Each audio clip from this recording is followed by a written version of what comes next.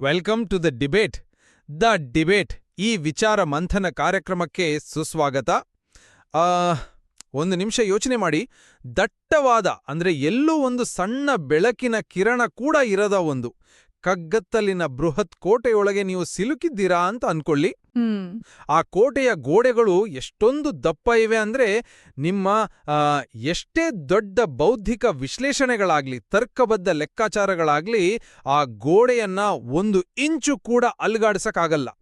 ಆಚೆಗಿರುವ ಸ್ವಾತಂತ್ರ್ಯದ ಬಗ್ಗೆ ನಿಮ್ಗೆ ಗೊತ್ತಿರಬಹುದು, ಆದ್ರೆ ಆ ಕಗ್ಗತ್ತಲಿನಿಂದ ನಿಮ್ಮನ್ನ ನೀವು ಬಿಡಿಸ್ಕೊಳ್ಳಕ್ಕೆ, ಆ ಗೋಡೆಯನ್ನ ಒಡೆದು ಹಾಕಲು ನಿಮ್ಗೊಂದು ಪ್ರಬಲವಾದ ಶಕ್ತಿಯ ಅಗತ್ಯವಿದೆ. ಆ ಶಕ್ತಿನೇ ಭಕ್ತಿ ಮತ್ತು ಭಗವಂತನ ಅನುಗ್ರಹ. ನಿಮ್ಮ ಆ ಕಲ್ಪನೆ ಕೇಳೋದಕ್ಕೆ ಬಹಳ ಸುಂದರವಾಗಿದೆ. ಆದ್ರೆ ಒಂದು ನಿಮಿಷ, ಆ ಕೋಟೆಯ ವಿನ್ಯಾಸ ಹೇಗಿದೆ? ಆ ಗೋಡೆಗಳನ್ನ ಯಾವ ವಸ್ತುವಿನಿಂದ ಕಟ್ಟಿದ್ದಾರೆ? ಮುಖ್ಯವಾಗಿ ಆ ಕೋಟೆಯ ಬಾಗಿಲು ಎಲ್ಲಿದೆ ಅನ್ನೋ ಸ್ಪಷ್ಟವಾದ ನಕ್ಷೆ, ಅಂದ್ರೆ ಆ ಜ್ಞಾನ ನಿಮ್ಮತ್ರ ಇಲ್ದೇ ಹೋದ್ರೆ ಏನಾಗತ್ತೆ? ಆದ್ರೆ ಬಾಗಿಲು ಹುಡುಕದ ತಕ್ಷಣ ಪ್ಲೀಸ್ ಕೇಳಿ, ನೀವು ಎಷ್ಟೇ ಪ್ರಬಲವಾದ ಶಕ್ತಿಯನ್ನ ಹೊಂದಿದ್ರು ಅಥವಾ ಎಷ್ಟೇ ಭಾವುಕರಾಗಿ ಗೋಡೆಗೆ ತಲೆ ಚಚ್ಕೊಂಡ್ರು, ಅದು ಬರೀ ಕತ್ತಲೆಯಲ್ಲಿ ಮಾಡುವ ವ್ಯರ್ಥ ಪ್ರಯತ್ನ ಆಗಲ್ವಾ? ನಕ್ಷೆಯಿಲ್ಲದ ಶಕ್ತಿ ಅಥವಾ ಜ್ಞಾನವಿಲ್ಲದ ಭಕ್ತಿ ಖಂಡಿತ ದಾರಿ ತಪ್ಪಿಸುತ್ತೆ ಅಂತ ನನ್ನ ಭಾವನೆ. ಕರೆಕ್ಟ್. ಬೌದ್ಧಿಕ ಅರಿವು ಮತ್ತು ಈ ಭಾವನಾತ್ಮಕ ಶರಣಾಗತಿಯ ನಡುವಿನ ಈ ಅದ್ಭುತವಾದ ಸಂಘರ್ಷ ಇದೆಯಲ್ಲ, ಅದೇ ನಮ್ಮ ಇಂದಿನ ಚರ್ಚೆಯ ಜೀವಾಳ. ನಾವು ಇವತ್ತು ನಾರದ ಭಕ್ತಿಸೂತ್ರ ಹಾಗೂ ಶ್ರೀಮನ್ ಮಧ್ವಾಚಾರ್ಯರ ದೈವಿಕ ತತ್ವಗಳನ್ನ ಒಳಗೊಂಡ ಸರ್ವಮೂಲ ಗ್ರಂಥಗಳನ್ನ ಆಳವಾಗಿ ವಿಶ್ಲೇಷಣೆ ಮಾಡ್ತಿದ್ದೀವಿ. ಹೌದು, ನಮ್ಮ ಮುಂದಿರೋ ಮೂಲ ಪ್ರಶ್ನೆ ಬಹಳ ಸ್ಪಷ್ಟವಾಗಿದೆ. ಅಂದ್ರೆ ಜೀವಿಯು ಸಂಸಾರ ಬಂಧನದಿಂದ ಮುಕ್ತಿ ಪಡೆಯಲು ಅಮಲ ಭಕ್ತಿ ಅಂದ್ರೆ ಶುದ್ಧ ಭಕ್ತಿ ಅಂತಿಮ ಸಾಧನವೇ ಅಂತ ನಾನು ವಾದಿಸ್ತಾ ಇದ್ದೀನಿ. ಮತ್ತು ನಾನು ಆಧ್ಯಾತ್ಮ ಜ್ಞಾನ ಅಂದ್ರೆ ಬೌದ್ಧಿಕ ಮತ್ತು ತಾತ್ವಿಕ ಅರಿವು ಮುಕ್ತಿಗೆ ಅನಿವಾರ್ಯವಾದ ಮೂಲ ತಳಹದಿ ಅಂತ ವಾದಿಸ್ತಿದ್ದೀನಿ. ನಾವು ಮಧ್ವಾಚಾರ್ಯರ ನವಪ್ರಮೇಯ ರತ್ನಮಾಲಾ ಹಾಗೂ ದೇವರ್ಷಿ ನಾರದರ ಭಕ್ತಿಸೂತ್ರದ ಪ್ರಥಮ ಸೂತ್ರವಾದ ಅಥಾತೋ ಭಕ್ತಿಂ ವ್ಯಾಖ್ಯಾಸ್ಯಾಮಃ ಇದರ ಹಿನ್ನೆಲೆಯಲ್ಲಿ ಈ ವಿಚಾರವನ್ನ ನೋಡ್ತಾ ಇದ್ದೀವಿ. ಖಂಡಿತ ನೋಡಿ, ನನ್ನ ನಿಲುವು ಬಹಳ ನೇರವಾಗಿದೆ. ನಾನು ಈ ಗ್ರಂಥಗಳನ್ನ ಓದಿದಾಗ ನನಗೆ ಸ್ಪಷ್ಟವಾಗಿ ಅರ್ಥ ಆಗೋದು ಒಂದೇ: ಅಮಲಾ ಭಕ್ತಿ ಮತ್ತು ಆ ಮೂಲಕ ಒಲಿಯುವ ಭಗವಂತನ ಅನುಗ್ರಹವೇ ಮೋಕ್ಷದ ಏಕೈಕ ಮಾರ್ಗ. ಅಂದ್ರೆ ಜ್ಞಾನ ಬೇಡ ಅಂತನಾ? ಜ್ಞಾನ ಬೇಡ ಅಂತಲ್ಲ, ಆದ್ರೆ ಕೇವಲ ಬೌದ್ಧಿಕ ಜ್ಞಾನದಿಂದ ತರ್ಕದಿಂದ ನಾವು ಎಂದಿಗೂ ದಡ ಸೇರೋಕ್ಕಾಗಲ್ಲ. ಬುದ್ಧಿ ನಮ್ಮನ್ನ ಮಿತಿಯೊಳಗೆ ಬಂಧಿಸುತ್ತೆ, ಆದ್ರೆ ಭಕ್ತಿ ಆ ಮಿತಿಯನ್ನ ಮೀರುವಂತೆ ಮಾಡುತ್ತೆ.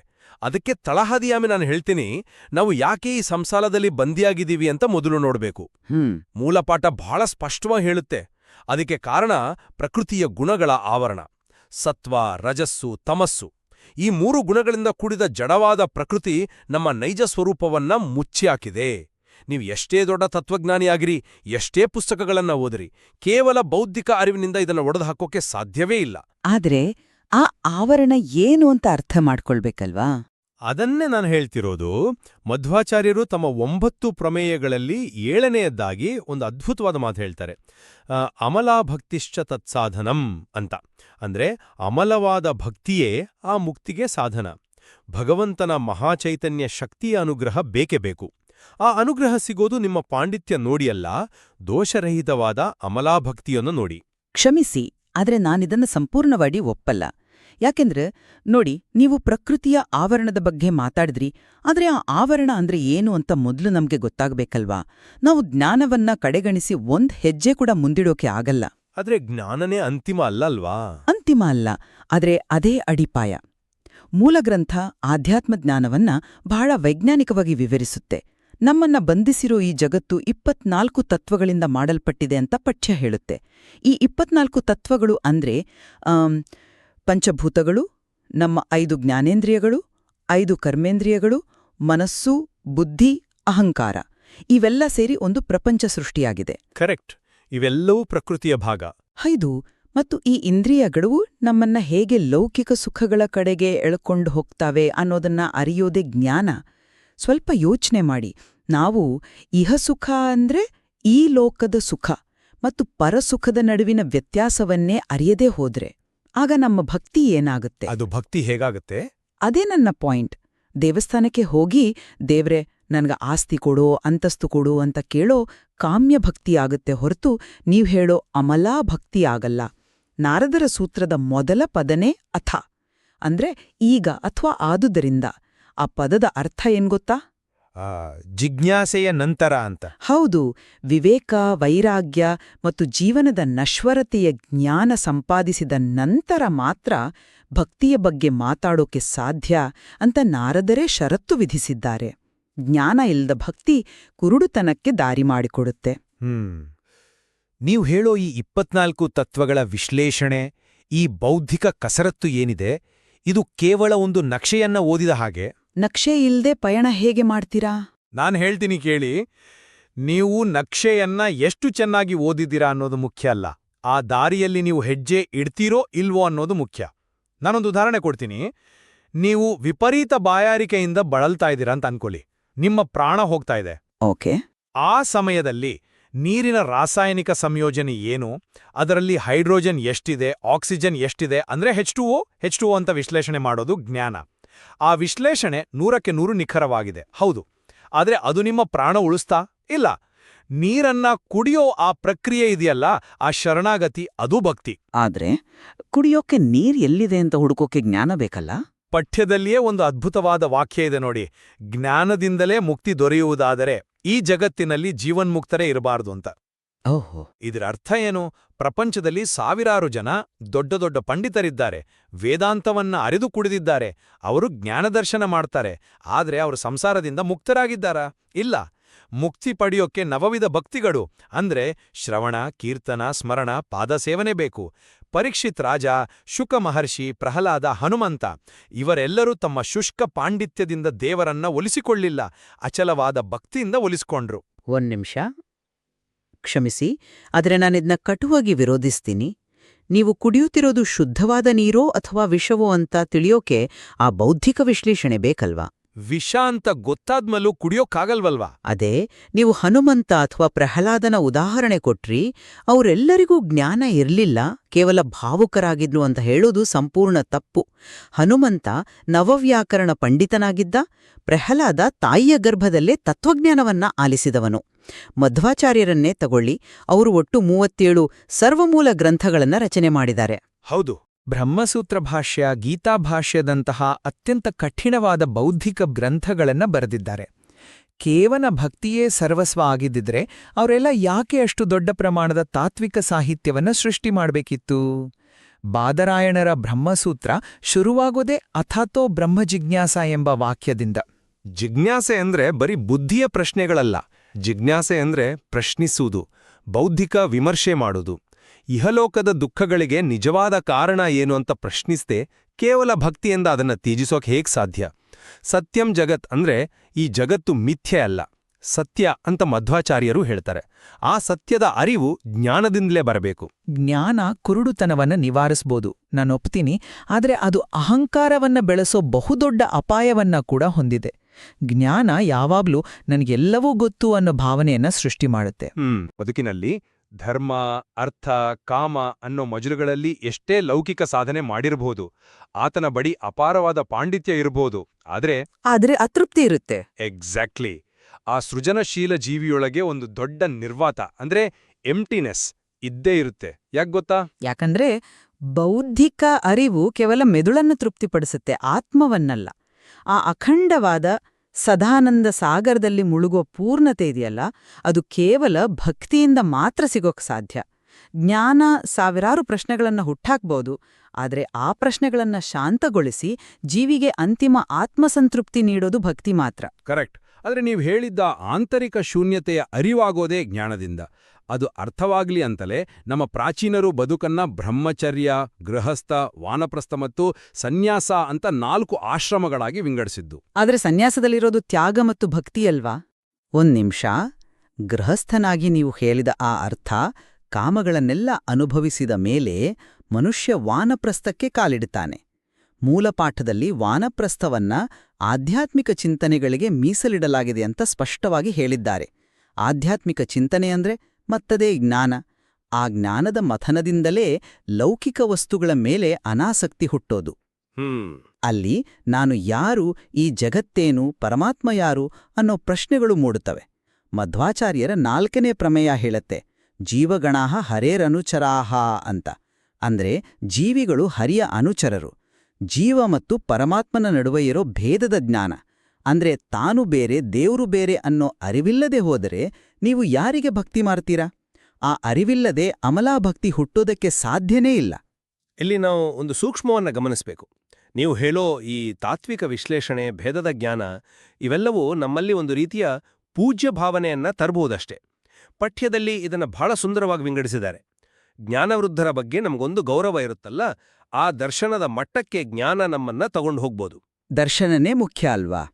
ಆದ್ರೆ ಅದು ಯಥಾರ್ಥ ಭಕ್ತಿ ಅಲ್ಲ. ಜ್ಞಾನ ಕೇವಲ ದರ್ಶನವನ್ನಷ್ಟೇ ನೀಡಬಲ್ಲದು. ಅದನ್ನ ನಾವು ದರ್ಶನದ ಭಕ್ತಿ ಅಂತ ಕರೆಯಬಹುದು. ಆದರೆ ಪಠ್ಯ ಸ್ಪಷ್ಟಪಡಿಸೋ ಯಥಾರ್ಥ ಭಕ್ತಿ ಇದೆಯಲ್ಲ, ಅದು ಭಗವಂತನ ಮರ್ಜಿಗೆ ಪಾತ್ರವಾಗುವಂತೆ ಮಾಡುತ್ತೆ. ಅಮಲಾ ಭಕ್ತಿಯಿಂದಲೇ ಭಗವಂತನ ಅನುಗ್ರಹಕ್ಕೆ ಪಾತ್ರರಾಗುವಂತಾಗ್ತದೆ. ನೀವು ಜ್ಞಾನದ ಮೂಲಕ ಭಗವಂತನ ಗುಣಗಳನ್ನ ಪಟ್ಟಿ ಮಾಡಬಹುದಷ್ಟೇ, ಆದರೆ ಆತನ ಕೃಪೆ ಪಡೆಯೋಕೆ ಭಕ್ತಿನೇ ಬೇಕು. ಆಹಾ, ಭಗವಂತ ಒಲಿದ್ರೆ ಮಾತ್ರ, ಆತನ ಚೈತನ್ಯ ಶಕ್ತಿಯಿಂದ ಮಾತ್ರ ಆ ಪ್ರಕೃತಿಯ ಗುಣಗಳ ಆವರಣ ಕಳಚಿಕೊಳ್ಳುತ್ತೆ. ನಮ್ಮ ಸ್ವಂತ ಜ್ಞಾನದ ಬಲದಿಂದ ಆ ಮ್ಯಾಟ್ರಿಕ್ಸನ್ನ, ಆ ಆವರಣವನ್ನ ಒಡೆಯೋಕೆ ಖಂಡಿತ ಆಗಲ್ಲ. ಇದು ಮನುಷ್ಯನ ಬೌದ್ಧಿಕ ಮಿತಿಯನ್ನ ಮೀರಿದ ವಿಷಯ. ನೋಡಿ, ನಿಮ್ಮ ಯಥಾರ್ಥ ಭಕ್ತಿಯ ಪರಿಕಲ್ಪನೆಯನ್ನ ನಾನು ಒಪ್ಕೊಳ್ತೇನೆ. ಅದು ಮನುಷ್ಯನ ಬೌದ್ಧಿಕ ಮಿತಿಯನ್ನ ಮೀರಿದ ಅನುಭವ ಇರಬಹುದು. ಆದರೆ ನಾನೊಂದು ಪ್ರಶ್ನೆ ಕೇಳ್ತೀನಿ. ಆ ಅಮಲಾ ಭಕ್ತಿಯ ಸ್ವರೂಪ ಏನು ಅಂತ ವ್ಯಾಖ್ಯಾನ ಮಾಡೋದಕ್ಕೆ ದೇವರ್ಷಿ ನಾರದರು ಏನ್ ಮಾಡಿದ್ರು? ಅವರು ಬರೀ ಭಾವಪರವಶರಾಗಿ ಕುಳಿದು ಕುಪ್ಪಳಿಸ್ಲಿಲ್ಲ. ಅವರು ಭಕ್ತಿ ಸೂತ್ರಗಳನ್ನೇ ಬರೆದ್ರು. ಎಕ್ಸಾಕ್ಟ್ಲಿ. ಅವರು 84 ಸೂತ್ರಗಳನ್ನ ರಚನೆ ಮಾಡಿದ್ರು. ಸೂತ್ರ ಅಂದ್ರೆ ಏನು ಗೊತ್ತಾ? ಅತ್ಯಂತ ಸಂಕೀರ್ಣವಾದ, ತರ್ಕಬದ್ಧವಾದ, ಗಣಿತದ ಫಾರ್ಮುಲಾದಂತಹ ವಾಕ್ಯಗಳು. ಕ್ರಮಬದ್ಧವಾದ ವಿಚಾರಗಳನ್ನ ನಿಖರವಾಗಿ ತಿಳಿಸುವ ಜ್ಞಾನದ ಅತಿಶ್ರೇಷ್ಠ ರೂಪವೇ ಸೂತ್ರ. ಭಕ್ತಿಯೇ ಕೇವಲ ಭಾವನೆ ಆಗಿದ್ರೆ ಆ ಭಕ್ತಿಯನ್ನ ವಿವರಿಸಲು ನಾರದರು ವಿಜ್ಞಾನದಂತಹ ಸೂತ್ರದ ಮೊರೆ ಹೋಗೋ ಅಗತ್ಯ ಏನಿತ್ತು? ಯಾಕಂದ್ರೆ ಜ್ಞಾನ ಒಂದು ಮಾಧ್ಯಮ ಅಷ್ಟೇ. ಹೌದು, ಅವರು ಭಕ್ತಿಯನ್ನ ಬೌದ್ಧಿಕೀಕರಣ ಮಾಡಿದ್ರು ತಾನೇ. ಭಕ್ತಿಯ ಪ್ರಮಾಣ, ಅದರ ಸ್ವಭಾವ, ಅದಕ್ಕೆ ಬೇಕಾದ ಅರ್ಹತೆ ಇವೆಲ್ಲವನ್ನು ಸಾಧಕರಿಗೆ ತಿಳಿಸಲು ಜ್ಞಾನವನ್ನೇ ಮಾಧ್ಯಮವನ್ನಾಗಿ ಬಳಸಿದ್ರು. ಇದು ಜ್ಞಾನದ ಅನಿವಾರ್ಯತೆಯನ್ನ ಎತ್ತಿ ಹಿಡಿಯಲ್ವಾ? ನೀವು ಸೂತ್ರದ ರಚನೆಯನ್ನ ಬೌದ್ಧಿಕ ಕಸರತ್ತು ಅಂತತಿದ್ದೀರಾ. ಆದರೆ ನಾರದರೆ ತಮ್ಮ ಸೂತ್ರದ ಆರಂಭದಲ್ಲಿ ಭಕ್ತಿಂ ವ್ಯಾಖ್ಯಾಸ್ಯಾಮಃ, ಅಂದ್ರೆ ನಾವು ಭಕ್ತಿಶಾಸ್ತ್ರವನ್ನ ನಿರೂಪಿಸುವೆವು ಅಂತ ಹೇಳುವಾಗ ಅವರು ತಮ್ಮ ಸ್ವಂತ ಗಾಢವಾದ ಅನುಭವವನ್ನ ಬಿಡಿಸಿಟ್ಟಿದ್ದಾರೆ ಹೊರತು ಒಣತರ್ಕವನ್ನಲ್ಲ. ಜ್ಞಾನವು ಭಕ್ತಿಯನ್ನ ವಿವರಿಸಲು ಬಳಕೆಯಾಗೋ ಒಂದು ಭಾಷೆ ಆಗಿರಬಹುದು, ಆದ್ರೆ ಭಾಷೆನೇ ಗುರಿಯಲ್ಲ. ಮಧ್ವಾಚಾರ್ಯರ 9 ಪ್ರಮೇಯಗಳಲ್ಲಿ ಮೊದಲನೇದೇನು ಹೇಳುತ್ತೆ? ಹರಿಹಿ ಪರತರಹ, ಅಂದ್ರೆ ಶ್ರೀಹರಿಯೇ ಸರ್ವೋತ್ತಮ. ಈ ವಾಕ್ಯವನ್ನ ನೀವು ಬುದ್ಧಿಯಿಂದ ವಿಶ್ಲೇಷಣೆ ಮಾಡ್ತಾ ಕೂರ್ಬೋದು, ಆದ್ರೆ ಆ ವಾಕ್ಯದ ಹಿಂದಿರೋ ಸರ್ವೋತ್ತಮತ್ವದ ಅನುಭವ ಜೀವಿಗೆ ತತ್ತಿದ ತಕ್ಷಣ ಅಲ್ಲಿ ಬುದ್ಧಿ ಕರಗಿ ಹೋಗಿ ಭಕ್ತಿ ಉಕ್ಕಿ ಬರುತ್ತೆ. ಅದೇ ಆ ಅನುಭವಕ್ಕೆ ಅರಿವು ಬೇಕು. ಒಂದು ನಿಮಿಷ. ನಾಹಂ ಕರ್ತ ಹರಿಹಿ ಕರ್ತ ಅಂದ್ರೆ ನಾನು ಮಾಡುವವನಲ್ಲ, ಎಲ್ಲವೂ ಹರಿಯ ಇಚ್ಛೆ ಅನ್ನೋ ಅರಿವನ್ನ ಜೀವಿಸೋದೇ ಭಕ್ತಿ. ಜ್ಞಾನ ನಿಮಗೆ ದಾರಿಯನ್ನು ತೋರಿಸ್ಬೋದು, ಆದ್ರೆ ಆ ದಾರಿಯಲ್ಲಿ ನಿಮ್ಮನ್ನ ಕೈ ಹಿಡಿದು ನಡೆಸೋ ಶಕ್ತಿ ಭಕ್ತಿ ಮಾತ್ರ. ಆದ್ರೆ ನೋಡಿ, ಆತ ಸರ್ವೋತ್ತಮ ಅನ್ನೋ ಅರಿವು ಇದೆಯಲ್ಲ, ಅದೇ ಜ್ಞಾನ. ಆ ಅರಿವಿಲ್ಲದೆ ನೀವು ಕಲ್ಲಿಗೋ, ಮರಕ್ಕೋ ಅಥವಾ ಇನ್ಯಾವುದೋ ಲೌಕಿಕ ಶಕ್ತಿಗೋ ಸಂಪೂರ್ಣವಾಗಿ ಶರಣಾಗಿ ಭಕ್ತಿ ತೋರಿದ್ರೆ ಮುಕ್ತಿ ಸಿಗುತ್ತಾ? ಖಂಡಿತ ಇಲ್ಲ. ಉಪನಿಷತ್ತುಗಳು ಹೇಳುವಂತೆ ಕಣ್ಣಿಗೆ ಕಾಣದ ಪರಸುಖವನ್ನ ಅರಸಲು ಜ್ಞಾನದ ದಾರಿದೀಪ ಬೇಕೇ ಬೇಕು. ಲೌಕಿಕ ಸುಖ ಮತ್ತು ಪಾರಮಾರ್ಥಿಕ ಸುಖದ ನಡುವಿನ ವ್ಯತ್ಯಾಸ ತಿಳಿದವನು ಭಕ್ತಿಯ ಹೆಸರಿನಲ್ಲಿ ಕೇವಲ ಲೌಕಿಕ ಸಂಪತ್ತನ್ನೇ ದೇವರಲ್ಲಿ ಬೇಡ್ತಾನೆ. ಆಗ ಅದು ವ್ಯಾಪಾರ ಆಗುತ್ತೆ. ಅಮಲಾ ಭಕ್ತಿಯಂದ್ರೆ ಫಲಾಪೇಕ್ಷೆ ಇಲ್ಲದ ಭಕ್ತಿ. ಆ ಅಹಂಕಾರವನ್ನ ಬಿಡೋ ವೈರಾಗ್ಯ ಬರಲು ಜಗತ್ತಿನ ನಶ್ವರತೆಯ ಜ್ಞಾನ ಅನಿವಾರ್ಯ. ಆದ್ದರಿಂದ ಭಕ್ತಿಯ ಎತ್ತರದ ಕಟ್ಟಡ ನಿಂತಿರೋದು ಜ್ಞಾನವೆಂಬ ಭದ್ರವಾದ ಅಡಿಪಾಯದ ಮೇಲೆಯೇ. ಸರಿ, ನಿಮ್ಮ ಮಾತುಗಳನ್ನ ನಾನು ಹೀಗೆ ಅರ್ಥೈಸ್ಕೊಳ್ತೀನಿ. ಜ್ಞಾನ ಒಂದು ಭದ್ರವಾದ ಅಡಿಪಾಯ ಇದ್ದ ಹಾಗೆ ಅಂತ. ಹೌದು, ಅಡಿಪಾಯ ಮುಖ್ಯ. ಆದ್ರೆ ಕೇವಲ ಅಡಿಪಾಯ ಹಾಕೊಂಡು ಅದರಲ್ಲೇ ವಾಸ ಮಾಡೋಕ್ಕಾಗಲ್ವಲ್ವಾ? ಖಂಡಿತ ಆಗಲ್ಲ. ಆ ಅಡಿಪಾಯದ ಮೇಲೆ ನಿಲ್ಲುವ ನಮಗೆ ಆಶ್ರಯ ನೀಡುವ ಭವ್ಯವಾದ ಕಟ್ಟಡವೇ ಭಕ್ತಿ. ಅಂತಿಮವಾಗಿ ಭಗವಂತನನ್ನ ತಲುಪಲು, ಆತನ ಕೃಪೆಗೆ ಪಾತ್ರರಾಗಲು ನಮ್ಮೆಲ್ಲ ಪಾಂಡಿತ್ಯ, ಅಹಂಕಾರಗಳನ್ನ ಬದಿಗಿಟ್ಟು ಮಗುವಿನಂತೆ ಶರಣಾಗತರಾಗಲೇಬೇಕು. ಆ ಶರಣಾಗತಿಯಲ್ಲಿ ಬುದ್ಧಿಯ ಹಸ್ತಕ್ಷೇಪ ಇರಬಾರ್ದು, ಇರೋದೂ ಇಲ್ಲ. ಹೌದು, ಬರೀ ಅಡಿಪಾಯದಲ್ಲಿ ವಾಸಿಸೋಕೆ ಆಗಲ್ಲ. ಆದ್ರೆ ಅಡಿಪಾಯವೇ ಇಲ್ಲದೆ ಕಟ್ಟಿದ ಕಟ್ಟಡ ಅದು ಎಷ್ಟೇ ಭವ್ಯವಾಗಿದ್ರೂ ಸ್ವಲ್ಪ ಕಷ್ಟಗಳು ಎದುರಾದ್ರೆ ಕುಸಿದು ಬೀಳುತ್ತೆ. ಜ್ಞಾನವಿಲ್ಲದ ಭಕ್ತಿಯ ಪರಿಸ್ಥಿತಿಯೂ ಅದೇ. ನಮ್ಮ ಇಂದಿನ ಚರ್ಚೆಯ ಸಾರಾಂಶವನ್ನು ನೋಡೋದಾದ್ರೆ, ಆಧ್ಯಾತ್ಮ ಜ್ಞಾನದ ಪರವಾಗಿರೋ ನನ್ನ ವಾದ ಏನು ಅಂದ್ರೆ, ತಾತ್ವಿಕ ಸತ್ಯಗಳನ್ನ, ಆ ನವಪ್ರಮೇಯಗಳನ್ನ ಅರಗಿಸ್ಕೊಳ್ಳಲು ಹಾಗೂ ದೋಷರಹಿತವಾದ ಅಮಲಾ ಭಕ್ತಿಯನ್ನ ಬೆಳೆಸಲು ಜ್ಞಾನವೇ ಅನಿವಾರ್ಯವಾದ ಮೊದಲ ಹೆಜ್ಜೆ. ಕರೆಕ್ಟ್. ಮತ್ತೊಂದೆಡೆ ಅಮಲಾ ಭಕ್ತಿಯ ಪರವಾಗಿರೋ ನನ್ನ ವಾದ ಏನಪ್ಪ ಅಂದ್ರೆ, ಮನುಷ್ಯನ ಬಳಿ ಎಷ್ಟೇ ಜ್ಞಾನ ಇದ್ರೂ ಪ್ರಕೃತಿಯ ಗುಣಗಳನ್ನ ಭೇದಿಸಿ ಭಗವಂತನ ಅಂತಿಮ ಅನುಗ್ರಹ ಪಡೆಯಲು ಶುದ್ಧ ಭಕ್ತಿಯೊಂದೇ ಏಕೈಕ ಅಸ್ತ್ರ. ಆದರೂ ನಮ್ಮ ಈ ಚರ್ಚೆ ನಮ್ಮನ್ನ ಒಂದು ಒಮ್ಮತದತ್ತ ಕೊಂಡೋಗ್ತಾ ಇದೆ. ಭಕ್ತಿ ಮತ್ತು ಜ್ಞಾನಗಳು ಪರಸ್ಪರ ವಿರೋಧಿಗಳಲ್ಲ, ಬದಲಾಗಿ ಒಂದಕ್ಕೊಂದು ಪೂರಕವಾದ ಶಕ್ತಿಗಳು. ಹೌದು, ಜ್ಞಾನ ನಾವು ಸಾಗಬೇಕಾದ ದಾರಿಯನ್ನ ಸ್ಪಷ್ಟಪಡಿಸೋ ನಕ್ಷೆ ಆದ್ರೆ, ಭಕ್ತಿಯೋ ಆ ಕಠಿಣವಾದ ದಾರಿಯಲ್ಲಿ ಜೀವಿಯನ್ನ ದಣಿವರಿದೆ ಭಗವಂತನತ್ತ ಕೊಂಡೊಯ್ಯುವ ಆಂತರಿಕ ಪ್ರೇರಕ ಶಕ್ತಿ.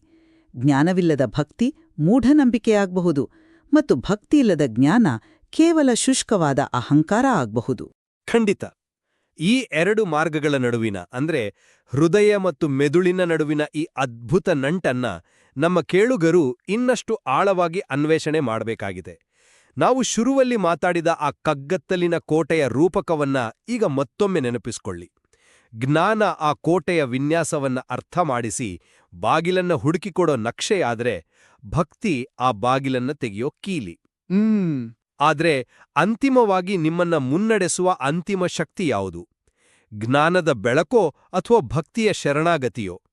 ಈ ರೋಚಕವಾದ ನಿರ್ಧಾರವನ್ನ ನಾವು ನಮ್ಮ ಕೇಳುಗರ ವಿವೇಚನೆಗೆ ಬಿಡ್ತಾ ಇದ್ದೀವಿ. ಆ ಪ್ರಾಚೀನ ಗ್ರಂಥಗಳತ್ತ ನಿಮ್ಮ ನೋಟ ಹರಿಯಲಿ. ಜ್ಞಾನದ ನಕ್ಷೆ ಹಿಡಿದು ಭಕ್ತಿಯ ಬಾಗಿಲನ್ನ ತಟ್ಟುವ ಈ ಸುಂದರ ಪಯಣ ನಿಮ್ಮದಾಗಲಿ. ಕಾರ್ಯಕ್ರಮವನ್ನ ಆಲಿಸಿದ್ದಕ್ಕಾಗಿ ಧನ್ಯವಾದಗಳು.